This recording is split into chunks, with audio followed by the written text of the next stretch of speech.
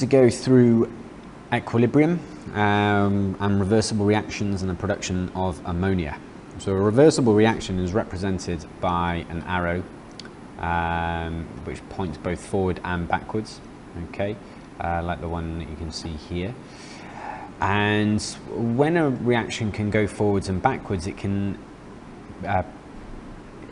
go to the point of something called equilibrium, which is where the forward and the back reaction have become stable and there is no change in products or reactants anymore.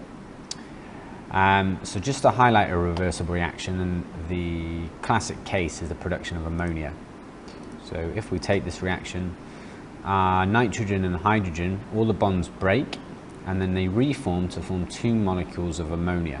Okay, and we can reverse this, so the bonds of ammonia can break, and instead we form covalent bonds for hydrogen, and this should be a triple bond for nitrogen.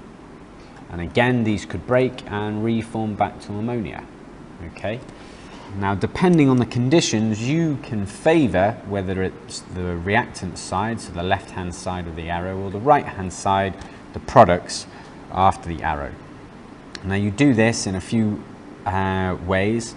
For the ammonia, it's essentially, there are two things, pressure and temperature, which you need to consider. So if we look at, let's look at low temperatures. When it's a low temperature, the exothermic reaction ends up being favoured. Okay, now the forward reaction, so forming ammonia, is exothermic, and the reason why it's favoured is essentially when something is at equilibrium, it wants to stay that way and it doesn't like changes which you do to it. So if we were to cool this reaction down, if we were to cool it down, it's going to want to oppose what we've done, and it wants to warm itself back up. Now to warm itself back up, it needs to favour the exothermic reaction, given this is the one which gives out heat. So the exothermic reaction is favoured, and therefore the position, as you can see, has shifted in favour of the product and lies to the right. If we were to do this at high temperature, the reverse is true. So at equilibrium, it was happy the way it was, and we've now heated it up, and it doesn't want to be hot. So it wants to cool itself back down. To cool itself back down, it needs to favour the endothermic reaction. So the reaction needs to mainly be on the reactant side. Okay, so we're going to form less products and more reactants. The endothermic is the one which obviously takes in energy, yeah, like the exothermic gave out energy, endothermic takes in energy.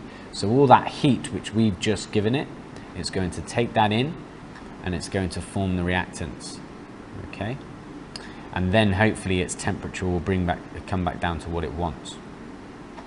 Now in terms of pressure, I'll go to this one. In terms of pressure, it's a little bit different.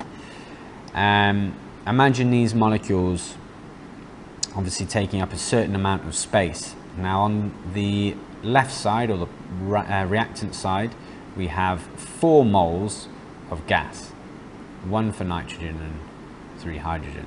And on the reactant side, we have 2 moles of gas, 2 ammonia. Now the 4 take up more space than the 2, okay?